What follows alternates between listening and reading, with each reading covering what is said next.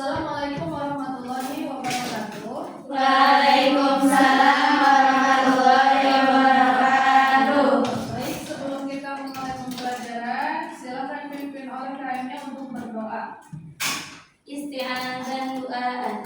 Rabbi zidni ilma warzuqni fahman. Allahumma ftah hikmataka wansur alaina rahmataka min khazaini rahmatika ya arhamar rahimin.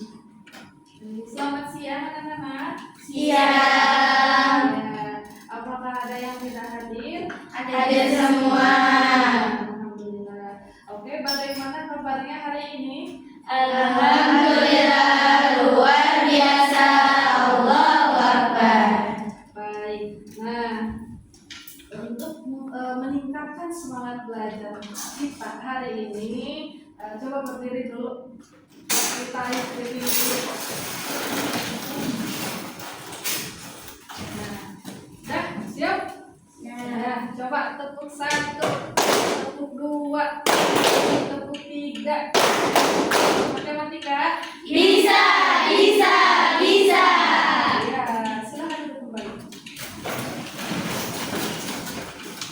Oke, nah hari ini kita akan membahas tentang jangkauan dan kuartil. Masih bab 6, bab 6 menjelaskan statistika ya. Tapi pokok pembahasan kita adalah jangkauan dan kuartil. Sebelum kita memasuki pembahasan hari ini, apakah masih ada yang ingat materi kita yang kemarin tentang modus, median, dan rata-rata? Nah, ibu mau tanya ya, yang bisa atau yang masih ingat coba acungkan tangan. Siapa yang masih ingat tentang modus? Saya Bu. Ya, Modus adalah nilai yang paling sering muncul dalam suatu kumpulan ya. data. Modus menunjukkan data yang paling umum atau paling banyak terjadi dan dapat memiliki lebih dari satu nilai. Ya. Siapa yang tahu masih ingat tentang median? Saya Bu. Ya. Median adalah nilai yang berada tepat di tengah setelah data diurutkan.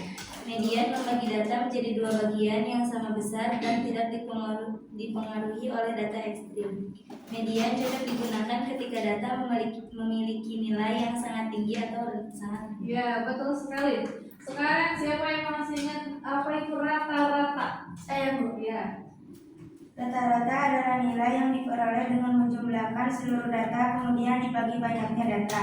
Rata-rata menunjukkan nilai tengah secara matematis dan dipengaruhi oleh nilai yang sangat besar atau sangat kecil. Ya, betul sekali. Oke. Nah, sekarang Ibu akan bacakan dulu tujuan pembelajaran kita tentang materi jangkauan dan kuartil ya.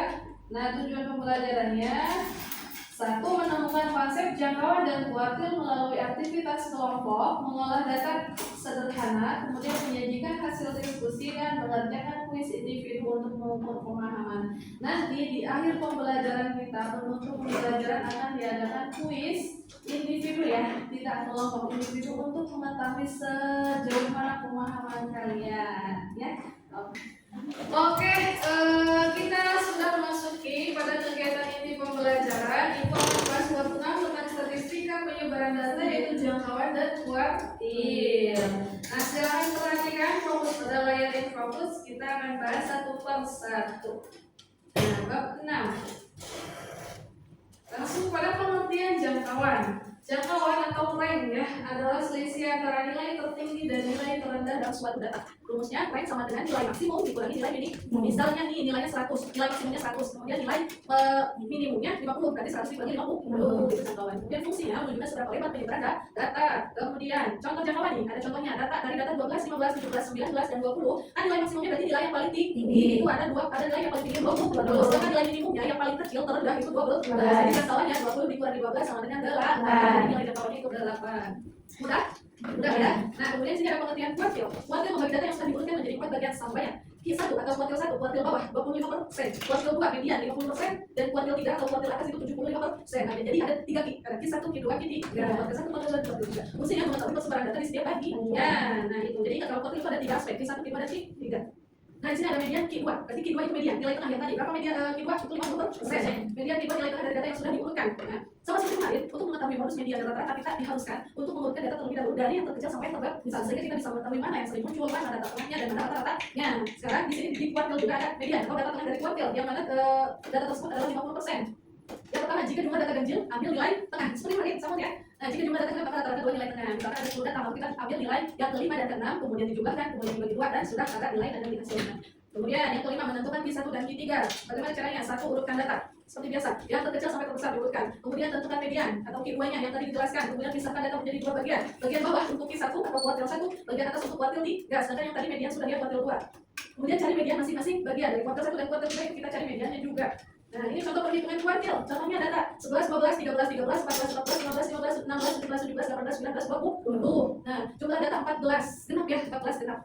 Kuartil 2 nilai ke-7 plus ke-8 dibagi per 2 atau dibagi 2. Berarti data tengahnya itu 15 dan 15. Ke-7 juga 8. 15 ditambah 15 sama dengan 30. Kemudian per 2 atau dibagi 2, maka nilai tengahnya tetap yaitu 15. Kalau kuartil 1 median 7 data pertama 13. Kemudian median Q3 median 7 data terakhir yaitu 17. Berarti ke-3 dan ke-4 dari kiri, ke-4 dari kanan ya. Nah, coba lihat lagi. Interpretasi kuartil. Q1 sama dengan 13. Yang tadi kita tanya tadi ya, 25% nilai berada di bawah atau sama dengan 13. Kemudian Q2-nya 15. Nilai tengahnya. Nilai tengah seluruh data dari ke-14 data tadi. Kemudian kuartil 3-nya 17 ke atas, yaitu 75% nilai berada di bawah atau sama dengan 17. Nah, kuartil membantu memahami pola persebaran nilai. Bukan hanya nilai terus. Nah, jadi kita bisa mengetahui nilai rendah, nilai tinggi, dan nilai tengahnya sudah bisa kita ketahui menggunakan rumus kuartil. Nah, ini ada kesimpulan. Nah, sudah sampai juga pada kesimpulan. Sebelum kepada kesimpulan, ada yang belum paham atau masih bingung apa sih bedanya kuartil 1, kuartil 2, kuartil 3? Sudah paham? Sudah. Insyaallah ya. Nah, ini kesimpulannya. Yang pertama, jangkauan menunjukkan lebar penyebaran data. Jangkauan menunjukkan lebar penyebaran data. Yang kedua, kuartil membagi data menjadi 4 bagian ya, 25%, 50%, 75% dan 100%. Kemudian kuartil 1, kuartil 2 dan kuartil 3 memberikan gambaran tentang posisi data dalam kelompok. Yang keempat, analisis data menjadi lebih lengkap dengan kuartil ya. Jadi sangat banyak penggunaannya. Oke. Nah, terima kasih. Setelah kita membahas materi, kita seperti biasa akan mengerjakan LKPD. Seperti biasa juga akan Ibu bagi menjadi beberapa kelompok, yang mana satu kelompok terdiri dari 3 sampai 4 orang. Ya, silahkan bergabung dengan teman yang dekat saja. Silahkan melingkar.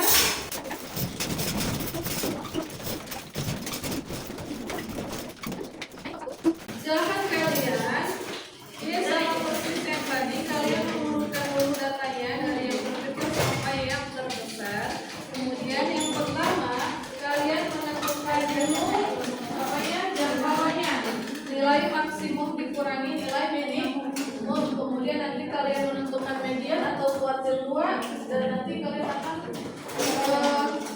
menentukan juga kuartil 1 dan 3-nya. Kemudian analisisnya atau kesimpulan kalian tuliskan ya. Untuk 1, silahkan urutkan dulu datanya ya, yang paling tinggi yang terbesar. Kemudian nomor 1 dan nomor 2-nya kalian menentukan juga maksimumnya berapa dan kalian tersebut, kemudian dikurangi nilai. Kemudian kalian menentukan berapa yang bawah dari itu ya. Kedua, ini ada 2, 3, 4, 5, kalian kalau bisa ada yang masih ada yang bingung boleh ya. Kelompok 2 masih nomor 1 yang bingung dulu, kemudian nomor 3 nomor 2 coba pakai kalau nomor 3 ada nomor kuartil 1, kuartil 2, kuartil 3. Nah, seperti yang dijelaskan tadi, nah itu juga datanya dari jelaskan.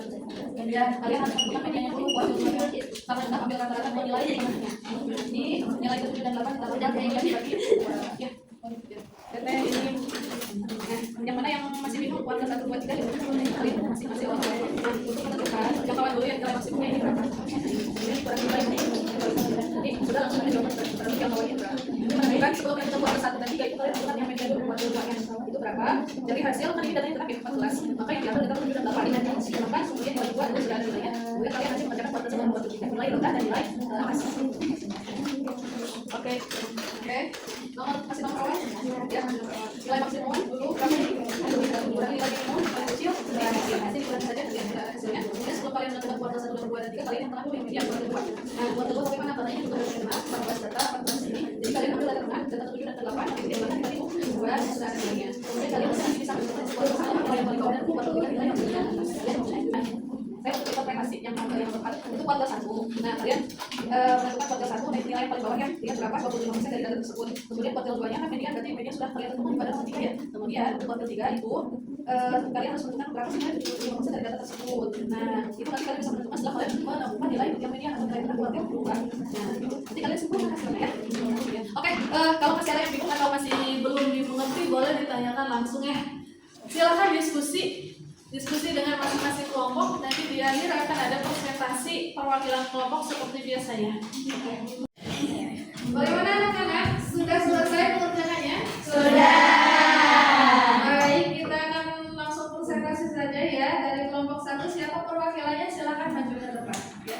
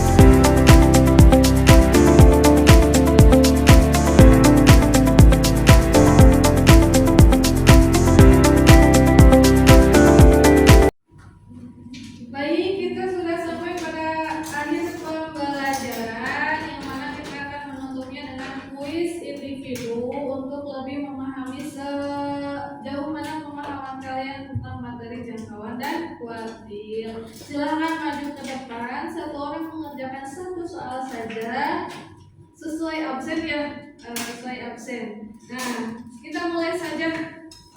Kan kalian melihatnya di depan. Nah, bagi yang tahu jawabannya jangan diberitahu ya, yang ke depan jangan memberitahu yang ke depan. Silahkan absen 1, Teh Almira.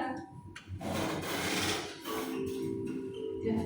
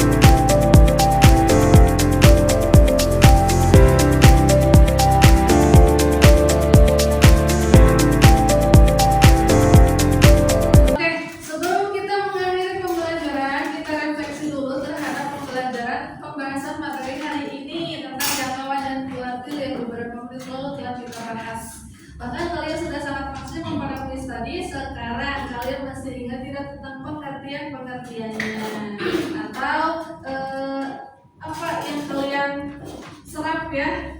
Coba sekarang kita refleksi dulu. Apa sih yang kalian pahami tentang materi jangkauan dan kuartil hari ini?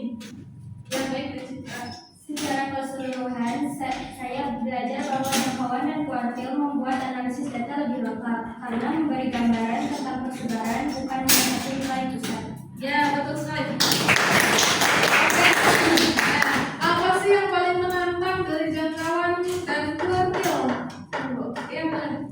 Bagian yang paling menantang adalah menentukan Q1, Q2, dan Q3, terutama ketika jumlah datanya ganjil atau genap. Ya, berarti yang paling menantang itu ketika misalnya kita sudah menemukan mediannya atau kuartil 2, nah kita belum mengetahui juga kuartil 1 dan kuartil 3, jadi lumayan menantang. Kemudian nih, ada yang tidak tentang jangkauan dan kuartil? Saya Bu. Oke. Jangkauan menunjukkan seberapa lebar penyebaran data, yaitu selisih antara nilai terbesar dan terkecil. Kuartil Q1, Q2, Q3 membagi data menjadi 4 bagian sama banyak sehingga kita bisa melihat posisi data pada bagian bawah, tengah, dan atas. Secara keseluruhan, jangkauan dan kuartil membantu memahami pola persebaran dan pemerataan data, bukan hanya nilai tengah. Ya betul sekali kesimpulannya. Jadi dari pembelajaran kita hari ini bahwa kita sudah memahami tentang penyebaran data, bukan hanya nilai tengahnya, tapi nilai terendah dan nilai teratas itu kita mengetahuinya. Oke, baik, terima kasih untuk hari ini. Tetap semangat, semoga kita masih bisa bertemu pada pembelajaran selanjutnya. Ibu akhiri.